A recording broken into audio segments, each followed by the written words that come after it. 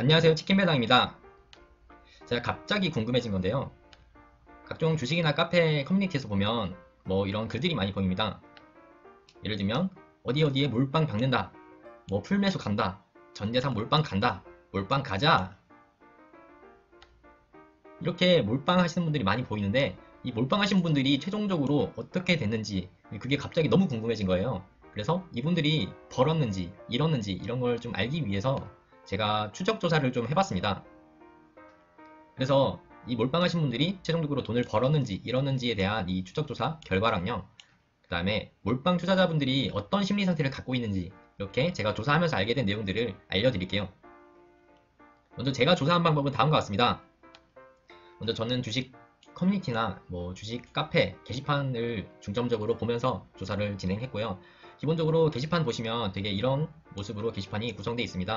그래서 뭐 작성자, 작성일, 뭐 제목 이런 것들이 나오는데, 전 여기서 게시글의 내용, 제목과 내용에 몰빵이 들어간 것들을 딱 다 검색을 해서 걸러냈어요. 그러면 이렇게 나오는데요. 여기서 이렇게 몰빵 간 사람들이 있잖아요. 이 사람들의 게시글 보기를 클릭해서 이 사람들의 게시글을 이렇게 살펴봤습니다. 그러면 이제 이 사람의 히스토리가 이렇게 나오는데, 이 사람이 3월 23일에 처음으로 몰빵을 했고, 뭐 중간에 한강손 차갑나요? 그리고 마지막에 계좌 인증 이렇게 했을 때 이게 뭐 마이너스다 라고 하면은, 이 사람은 이제 몰빵했는데 결과적으로 돈을 잃은 걸로 이렇게 카운팅을 해서 이렇게 하나하나 제가 조사를 한번 해봤어요.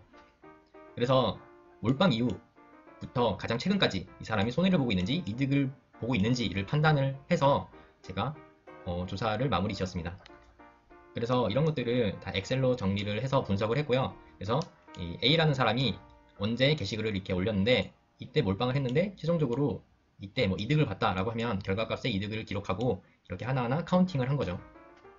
그래서 저는 이렇게 몰빵 투자자 총 30명의 데이터를 수집하고 분석했습니다. 왜 30명이냐 라고 하면, 통계학적으로 30명 정도 되면 그래도 이 데이터는 믿을만 하다 라고 할 수 있는 수치이기 때문에 30명을 조사를 했습니다. 자, 그럼 제가 이렇게 조사한 결과를 바로 알려드릴게요. 일단 몰빵 결과는 다음과 같습니다. 30명 중에 몰빵한 사람 30명 중에 6명은 결과적으로 이득을 받고 24명은 결과적으로 손해를 봤다, 이런 결과를 도출해낼 수 있었고요. 이걸 그 퍼센트로 치면 몰빵 투자자의 20%가 그래도 주식 거래에서 이득을 받고 80%는 결과적으로 손해를 봤다. 이건 다른 말로 하면 5명 중에 1명은 몰빵했을 때 이득을 보고 5명 중에 4명은 결과적으로 손해를 봤다라는 것을 뜻합니다. 그리고 저는 이걸 찾아보면서 이득을 본 투자자랑 손해를 본 투자자 사이에 특정한 차이점이 있음을 알게 됐는데요. 이 내용도 한번 공유 드려볼게요.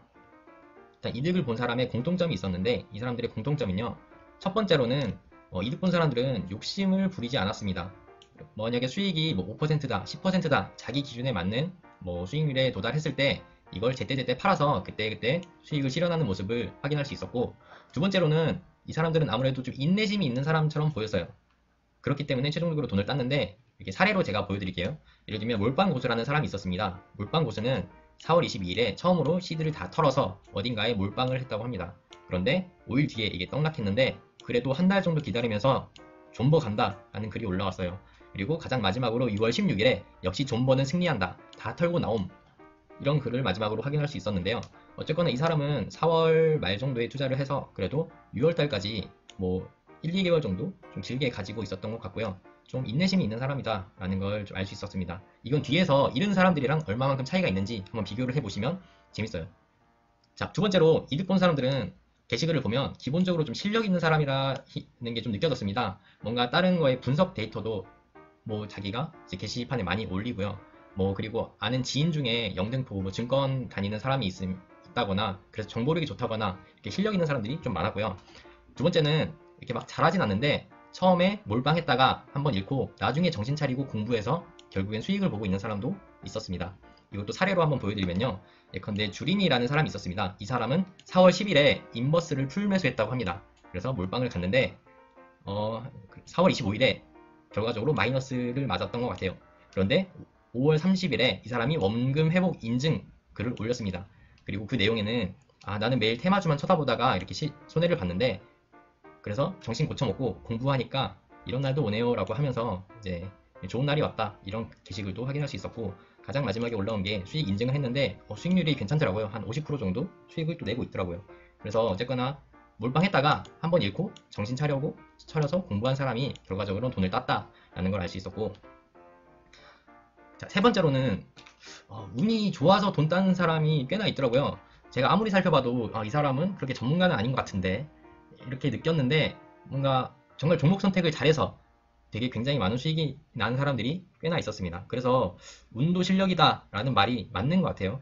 그래서 운이 좋았던 사람도 어쨌거나 몰빵해서 이득을 봤다라는 점을 알 수 있었고, 자, 두 번째로 손해본 사람들은 정말 모두가 똑같은 공통점을 가지고 있었습니다. 이 사람들의 공통점도 한번 말씀드릴게요. 먼저 이 사람들의 공통점은 첫 번째로 이익이 났을 때 수익 실현을 잘 못하는 것을 볼 수가 있었습니다. 예를 들면 한 50% 올랐다. 그러면 거기서 만족해야 되는데 더 오를 거야 라고 기다렸다가 최종적으로 이제 손해를 보는 모습이 많이 보였고요. 두 번째는 손실을 좀 많이 못 참더라고요. 손실이 오면 금방 팔아버리는 모습을 많이 보였는데, 자, 이것도 게시글을 한번 보시죠. 곱버스라는 작성자가 있습니다. 이 사람은 3월 20일에 형님들 이거 괜찮은데요? 라고 올렸고, 다음날 본인이 몰빵을 갑니다. 그 종목에. 그리고 이틀 뒤에 이제 가격이 내렸나봐요. 내가 사니까 왜 쳐내리냐. 하루 뒤에 그래도 존버한다 라고 올렸는데 3일 뒤에 보니까 손절했다. 그런데 쳐오르네 라는 글이 또 올라오더라고요. 이제 존버했다고 말했는데 이제 3일도 못 참고 그 사이에 이제 손절이 있었던 것 같습니다.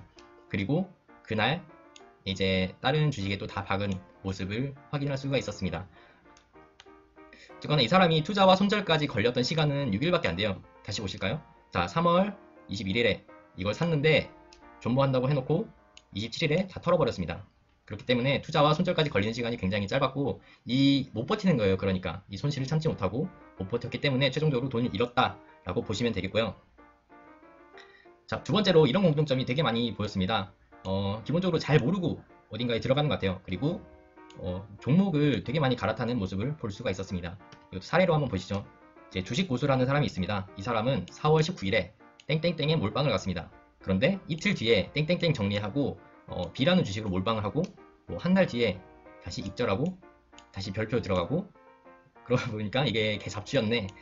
던질 기회를 좀 줘. 엄청 내려갔던 것 같아요. 그런데 다시 이때 손절을 하고 오늘 장 열리면 이거에 골뱅이에 몰빵 갑니다 라는 글을 올렸어요. 근데 알고 보니까 이 골뱅이라는 주식이 바로 일주일 뒤에 상패 예정이었던 주식이었어요. 근데 이 사람은 그걸 모르고 있더라고요. 그래서 댓글에서 이거 상패 예정이다 사지 마라 라고 하니까 그때 돼서 그런가요? 하고 이제 몰빵 예정을 철회했던 그런 사례였고요. 어쨌거나 이런 손해를 많이 보는 분들은 제가 봤을 때 딴 거 안 보고 오로지 주가 차트만 보고 판단을 하는 것 같아요. 기본적인 기사나 이런 걸 찾아보지 않고 주가가 올라가니까 이거 대박이다 하고서 들어가는 케이스가 많았고, 얼마나 안 찾아봤으면 일주일 뒤에 상장 폐지 예정인데 그걸 모르고 들어가려고 했을까요? 어쨌거나 이런 공통점이 좀 있었고, 그리고 갈아타는 것도 너무 많이 하는 걸 알 수 있었어요. 자, 세 번째로 이 사람들은 주로 고위험, 고수익 종목에 좀 집착하는 모습을 많이 보였습니다. 특히나 급등하는 주에 많이 투자를 많이 하시는 걸 볼 수 있었고요. 예를 들면 이런 거예요. 제가 가장 많이 봤던 종목이 이제 인버스, 곱버스, 원유, 이거 한때 난리 났었죠. 그리고 테마주, 급등주, 인기 끈 종목, 이런 것들이 굉장히 많이 몰빵을 하고 있는 모습을 볼 수가 있었습니다. 결국은 손해를 봤죠. 어쨌거나. 자, 마지막으로 이 몰빵한 사람들의 심리 상태를 제가 그 게시글을 통해서 알 수 있었는데요. 제가 간략하게 보여드릴게요. 자, 저희는 이제 몰빵러라는 사람의 심리 상태를 볼 겁니다. 먼저 이 사람은 5월 1일에 대출 풀로 땡겨서 땡땡땡에 몰빵을 했다라는 걸 알 수 있습니다. 그런데 다음날 이게 폭락을 했나봐요. 그만 내려가, 내 시드 다 박았다고 이렇게 엄청 내려가는 걸 볼 수 있고, 욕이 절로 나오죠. 개 땡땡. 심지어 더 심한 욕이 많이 있었는데 제가 추렸습니다. 멘탈 나간다. 그 다음에 그렇기 때문에 어플을 지운다 라고 올렸는데 다음날 올랐나봐요. 근데 어플 지운다 해놓고 이게 또 봤나봐요. 그래서 역시 믿고 있었다고 라는 환희를 했다가 다시 또 내렸는지 열받네, 물 타야지, 계좌 열어보기 두렵다, 무슨 일이고, 손절침 위로 좀, 이렇게 마무리가 됐습니다. 이렇게 짧은 기간인데요. 이 기간 동안 몰빵한 사람의 심리 상태를 어느 정도 이제 알 수 있겠죠. 결과적으로 몰빵러들의 심리 상태는 굉장히 불안정하다라는 것을 알 수가 있었습니다. 오늘의 결론입니다. 오늘의 결론은 이겁니다. 몰빵은 위험하다라는 점을 알 수 있었고, 어쨌거나 투자하시는 분들은 이제 몰빵을 조심해야 된다라고 말할 수가 있겠네요. 이상입니다. 그리고 다음번에는 제가 분할 매수한 사람들은 어떻게 됐는지 이것도 궁금하잖아요. 이것도 어떻게 됐는지 제가 한번 찾아서 결과를 공유하도록 하겠습니다. 감사합니다.